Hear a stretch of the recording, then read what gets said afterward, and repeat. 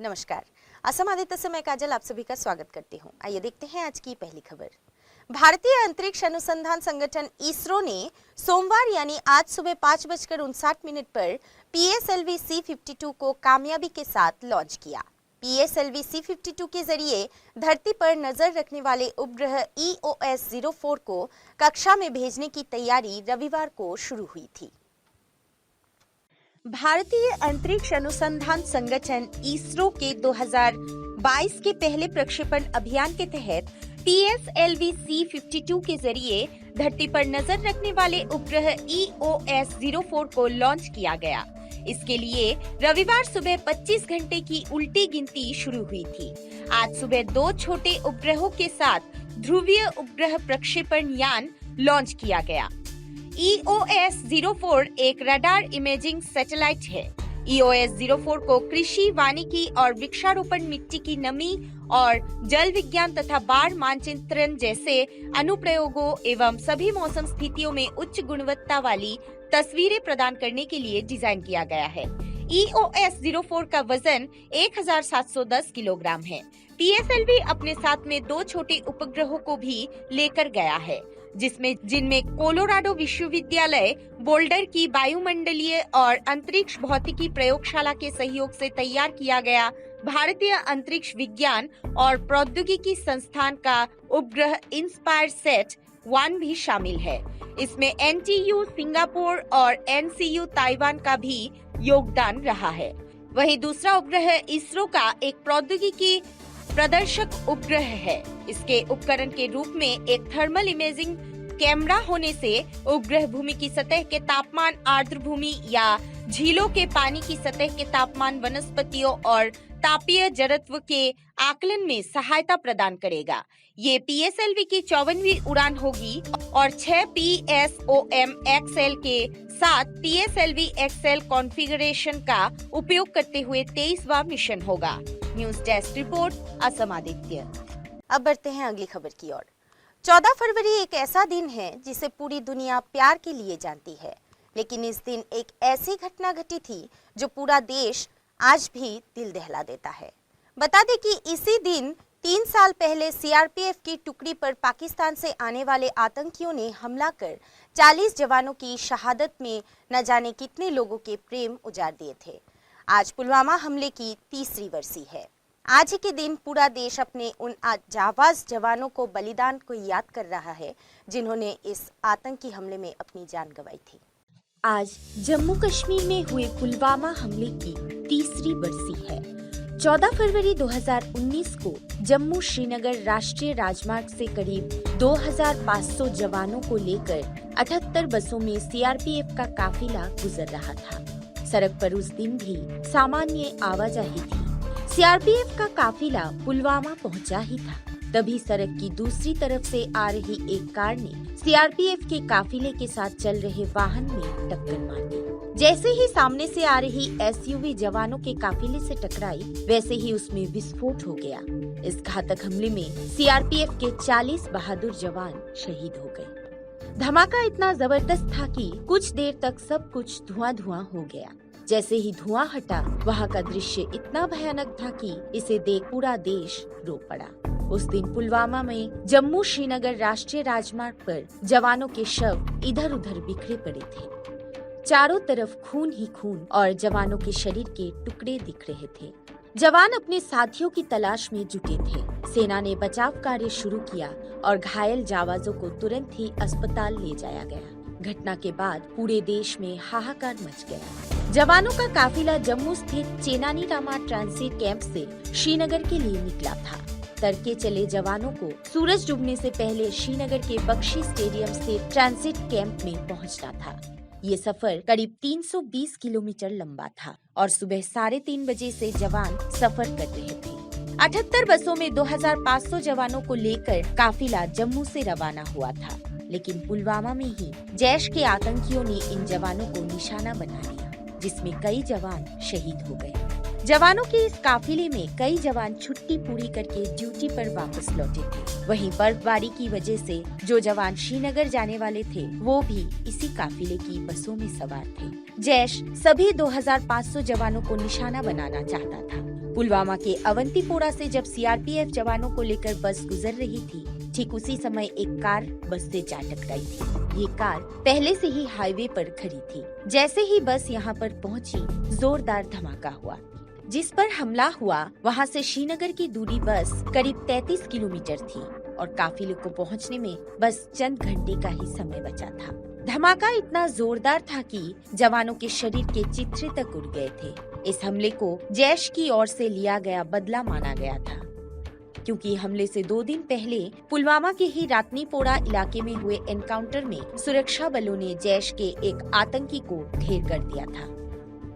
आज इन शहीद जवानों को हमारी ओर से शत शत नमन एवं श्रद्धांजलि। अपने दमदार आवाज में पूरे सदन में गूंज पैदा करने वाली भारत की पूर्व विदेश मंत्री दिवंगत सुषमा स्वराज की आज 70वीं जयंती है। सुषमा स्वराज की जयंती पर उन्हें पूरा देश याद कर रहा है।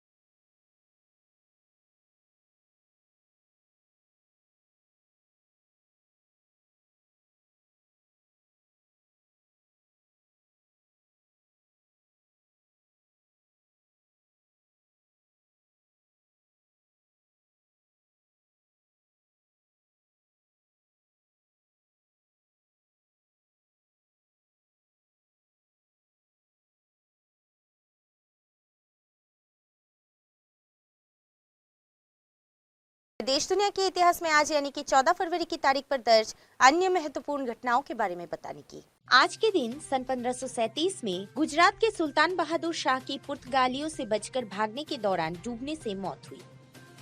1556 में पंजाब के गुरदासपुर जिले के कलानौर में मात्र 13 वर्ष की आयु में अकबर को मुगल सम्राट बनाया गया। 1876 में अलेक्जेंडर ग्राहम बेल ने टेलीफोन के पेटेंट के लिए आवेदन किया था। 1952 में सुषमा स्वराज का जन्म हुआ था। वो भारतीय जनता पार्टी की वरिष्ठ नेता और नरेंद्र मोदी सरकार में विदेश मंत्री रही थी। 1974 में रूसी लेखक अलेक्जेंडर सोल्जेत्सिन को देश निकाले के एक दिन बाद उन पर देशद्रोह का आरोप लगाया गया था। 1989 में ईरान के धार्मिक नेता अयतुल्लाह खुमैनी ने भारतीय मूल के ब्रिटिश लेखक सलमान रुशदी के किताब सैटेनिक वर्सेज को ईशानिंदा करार देते हुए रुशदी के खिलाफ फतवा जारी किया और उनकी जान लेने वाले को इनाम देने का ऐलान किया था। 1990 में इंडियन एयरलाइंस का एक विमान बेंगलुरु में एक गोल्फ कोर्स पर दुर्घटनाग्रस्त हुआ था। पायलट को विमान का रनवे पहचानने में भूल हुई थी। विमान में सवार 146 लोगों में से 97 की मौत हो गई थी। 2005 में स्टीव चेन, चाड हर्ली और जावेद करीम ने वीडियो साझा करने के लिए YouTube नाम की वेबसाइट को पंजीकृत कराया था और इसकी लोकप्रियता का आज ये आलम है कि हर महीने तकरीबन 1 अरब लोग इसका इस्तेमाल करते हैं। 2005 में लेबनान के पूर्व प्रधानमंत्री रफीक हरीरी की बेरूत में एक कार बम विस्फोट में मौत हो गई थी। 2019 में जम्मू कश्मीर के पुलवामा जिले में सुरक्षा कर्मियों की बस पर बम हमले में 39 सुरक्षा कर्मियों की मौत और बहुत से सुरक्षाकर्मी घायल हो गए थे। 1933 में खूबसूरत अभिनेत्री मधुबाला का जन्म हुआ था। 1975 में मशहूर लेखक सर पेलहम ग्रेनिवाल वुड हाउस का निधन हुआ था। आज के लिए बस इतना ही। देखते रहिए असम आदित्य। नमस्कार।